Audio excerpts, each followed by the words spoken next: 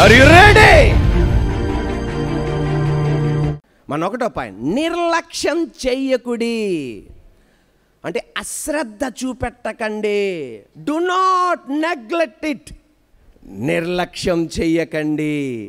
ప్రతి ఆదివారం అన్నయ్య ఇలా చెప్తాడండి బాబు, బూస్టప్ ఇచ్చి పంపించేస్తాడు అక్కడ. ఉందా, నిర్లక్ష్యం చెయ్యకండి. దేవుడు మోషేకు తోడే ఉన్నట్లు నేను నీకు తోడే ఉంటానని యెహోషువతో చెప్తే దేవుడు అన్నాడు, డు నాట్ నెగ్లెక్ట్ ఇట్. సాధారణంగా తీసుకోకు. అందరికి అలా చెప్తూ ఉంటాడు, మళ్ళీ ఇదేదో పెద్ద నాకు ప్రత్యేకంగా చెప్తాడు. నువ్వు అలా అలక్ష్యం చెయ్యకు, అశ్రద్ధ చూపెట్టకు. నేను మాట్లాడుతున్నాను. ఎవరు మాట్లాడుతున్నారు? జీవంగల దేవుడు అంటున్నాడు, నిర్లక్ష్యం చెయ్యకు, నేను నీకు తోడై ఉన్నా, నిబ్బరం కలిగి ధైర్యంగా ఉండు. నిర్లక్ష్యం చేయకు. ప్రార్థన చేయడానికి ఏం చేయకు. రోజు అన్న 7 to 8 ప్రార్థన చేయమంటున్నాడండి, చేస్తాను. ఏముంది అక్కడ? నిర్లక్ష్యం చేయకు. వాక్యం చదవడానికి నిర్లక్ష్యం చేయకు. భక్తిగా ఉండడానికి, విశ్వాస జీవితంలో నిర్లక్ష్యం చేయకు. ఆదివారం శుక్రవారం మందిరానికి రావడానికి నిర్లక్ష్యం చేయకు. కొందరు సహవాసముగా కూడుటకు మానునట్లు మీరు మానకండి. నిర్లక్ష్యం చెయ్యకండి. అప్పుడేదో లాక్డౌన్లో కుదరలా, అన్లాక్లో కూడా నిర్లక్ష్యం చెయ్యకండి. Do not neglect it. Hallelujah. ఏమంటే నిన్న ధ్యానిస్తుంటే ఒక చిన్న తలుపు వచ్చింది నాకు కూడా. రోజు స్నానం చేస్తున్నాం, ఉదయం మధ్యాహ్నం సాయంత్రం. నేనైతే ఎక్కువసార్లు స్నానం చేయాలి, ఎందుకంటే ప్రసంగం అయిపోయినాక. రోజు స్నానం చేస్తున్నాం. కొంతమంది 10 సార్లు చేస్తారు, కొంతమంది 3 సార్లు చేస్తారు. రోజు స్నానం చేస్తున్నాం. ఒక సంవత్సరం 2021 స్నానం చేయకుండా ఉంటే ఎంత బాగుంటుంది. సబ్బు, షాంపూ, నీళ్ళు ఆదా చెయ్యొచ్చు అని చెప్పి నిర్లక్ష్యం చేసావనుకో ఎలా ఉంటుంది చూడండి. అలా మనం అందరం గనక సంవత్సరం స్నానం చేయకుండా వస్తే ఎలా ఉంటుంది? ఇక్కడ సెంట్లు కాదు కదా, ఏది కూడా పనికిరాదు. గుంబు గుంబు గుబ్బు గుబ్బు గుబ్బు గుబ్బు అని వాసన వస్తుంది. ఆ చిన్నది నిర్లక్ష్యం చేస్తేనే ఇలాగైతే ఈ వాగ్దానం నిర్లక్ష్యం చేస్తే ఎలా? ఏమండి, మేము స్కూల్లో చదివేటప్పుడు 2 ఫ్రెండ్స్ ఉన్నారు, బాగా తొంటరోళ్ళు. వాళ్ళు కొట్టే కొలదాలు తొంటతనం ఎక్కువ చేస్తారు. వాళ్ళు ఏం చేస్తారు తెలుసా? కావాలని సాక్సులు కడుక్కోరు, ఉతకడానికి ఇవ్వరు. 4 వారాలు కూడా ఉతకకుండా ఆ సాక్స్ అలా వేసుకొని వచ్చి ఏ టీచర్ అయితే ఏడిపెత్తదో వాళ్ళు బుట్లు తీసేస్తారు.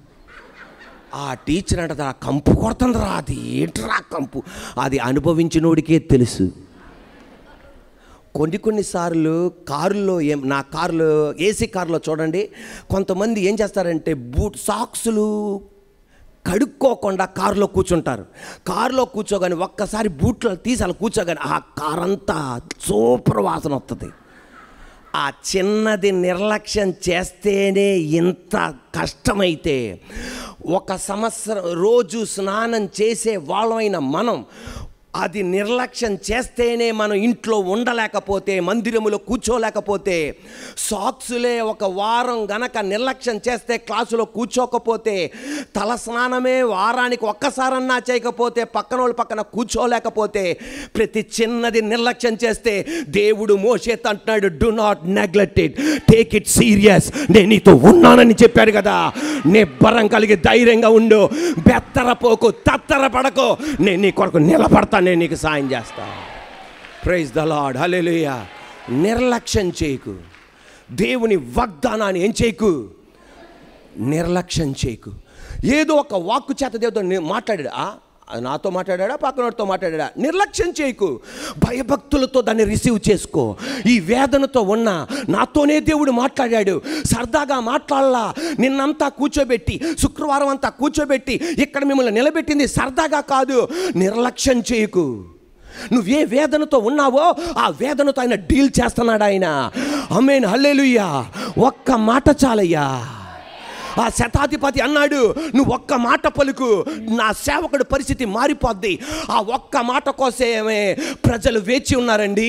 హాస్పిటల్లో ఒక్క మాట పలకండి, డాక్టర్ గారు బాగుపడతారని. ఆ మాట డాక్టర్ గారి నోట్లో నుండి రావట్లా.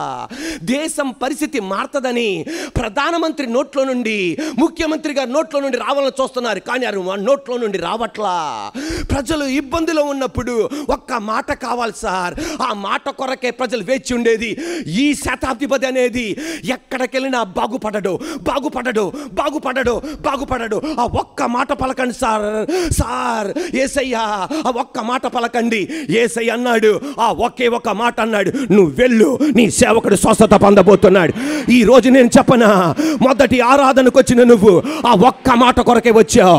నీ బిడ్డల వివాహం జరుగుతుంది, నిన్ను అభివృద్ధి పరుస్తాడు, నీ కుటుంబాన్ని రక్షిస్తాడు. ఆ ఒక్క మాట నిర్లక్ష్యం చేయకు. నేను ఒక సాక్ష్యం విన్నాను. ప్రీతి శర్మ, ఆ సహోదరికి ఒక చెల్లి, ఒక తమ్ముడు, అమ్మ నాన్నలు.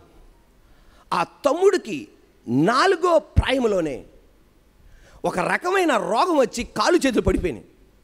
వాళ్ళు తిరగని చోటు లేదు, తిరగని చోటు లేదు, వెళ్ళని స్థలాలు లేవు, వెళ్ళని వ్యక్తుల దగ్గర లేరు. ఎవరో చెప్పారు, ₹1,00,000 ఇవ్వండి, పలానా పలానాది చెయ్యండి, స్వస్థత పొందుతాడని. ₹1,00,000 ఇచ్చారు, పలానా పలానాది చేశారు, కానీ స్వస్థత కలగల. 4వ సంవత్సరమున పీడించిన ఆ వ్యాధి 20వ సంవత్సరమున తన తమ్ముడు మరణించాడు. ప్రీతి శర్మ గారు ఇలా సాక్ష్యం చెప్తున్నారు. ఆ తమ్ముడిని వదిలిపెట్టిన దెయ్యం వాళ్ళ నాన్న పట్టుకుంది. నాన్న కాలు పైకెత్తలేడు, నిలబడలేడు, కూర్చోలేడు, అమ్మమ్మమ్మమ్మమ్మ మంటలో ఎక్కడ పడితే అక్కడ కాళ్ళని గడ్డలు కట్టేస్తాయి, సగ్గట్లు వచ్చేస్తాయి. టెస్ట్ చేస్తే ఏమీ ఉండదు. ఈ నొప్పి తట్టుకోలేక డాక్టర్ గారి దగ్గరికి వెళ్ళి నా కాలు తీసిపడేయండి, ప్రశాంతంగా ఉంటా. అది దెయ్యం కార్యం అర్థం కావట్లా, అతి భయంకరం. ఈ బాధ తట్టుకోలేక పెట్రోల్ పోసుకొని చచ్చిపోదామని ప్రయత్నం చేస్తున్నాడు. వెంటనే ప్రీతి శర్మ అంది, డాడీ తమ్ముడు చచ్చిపోయాడు, నువ్వు చచ్చిపోతే అమ్మ చెల్లి నేను ఇంకెందుకు, అందరం కలిసి చచ్చిపోదాం. ఒక పాయిజన్ బాక్స్ తీసుకొచ్చారు. బాటిల్ కాదు, పాయిజన్ బాక్స్, విషపు బాక్స్ని తీసుకొచ్చారు. ఎందుకంటే తాగిన వెంటనే వీళ్ళు చచ్చిపోవాలా. అలాంటిది. అటువంటి టైంలో వాళ్ళ నాన్న పెద్ద ఉద్యోగి ఏమి కాదు, ఒక ప్రైవేట్ ఉద్యోగి. ఆ ఉద్యోగితో పాటు ఒక కొలీగ్ ఉన్నాడు. ఆయన ఏం చేశాడంటే నల్లటి బైబిల్ని ఇచ్చాడు. ఇది ఏంటిది అన్నాడు. ఇది పంజాబ్లో జరిగిన సంఘటన. ఇది ఏంటిది అన్నాడు. ఇది ఏంటిది అనగానే వెంటనే ఆ కొలీగ్ అన్నాడు, ఇది ఒక మెడిసిన్, యేసు ప్రభువు వారిచ్చే మెడిసిన్, ఇది నువ్వు చదువు, నీకు అద్భుతం జరుగుతుంది. ఒక్క మాట కొరకు ఎవరైనా నా స్థితి మారుతుందా అని చెప్తారా అన్న ఒక్క మాట కొరకు వస్తున్నారు ప్రజల మందిరానికి.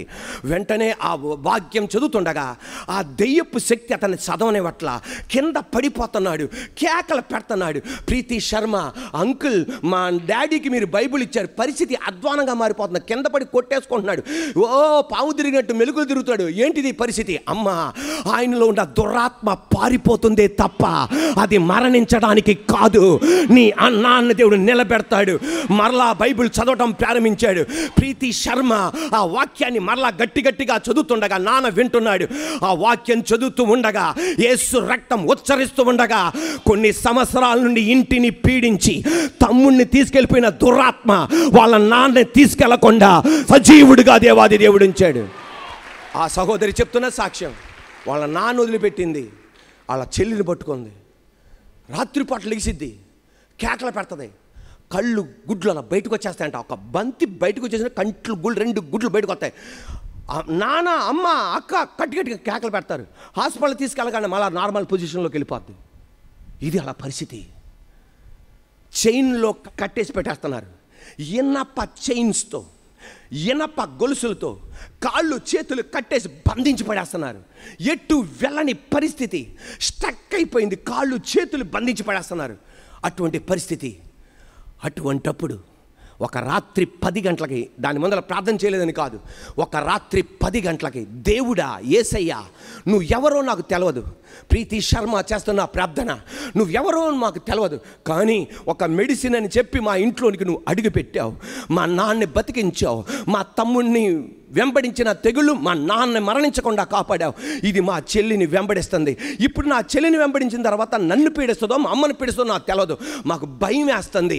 ఈసారి మా చెల్లిని విడిపించినాక, స్వస్థపరిచినాక మా ఇంటిలో కానీ మా ప్రాంతంలో కానీ ఈ దురాత్మ ఏలుబడి చేయడానికి వీలు లేదు ప్రభువా. ఆ రాత్రి ప్రార్థన చేస్తుండగా ఆ గదిలోనికి కోటి సూర్య ప్రభావము కన్నా వెలుగుతో నింపాడు. అమ్మను వెంబడించాలా, అక్కను వెంబడించాలా. ఈ రోజున ప్రీతి శర్మ పాస్టర్గా మారింది, వాళ్ళ చెల్లి ఒక పాస్టర్ భార్యగా మారింది.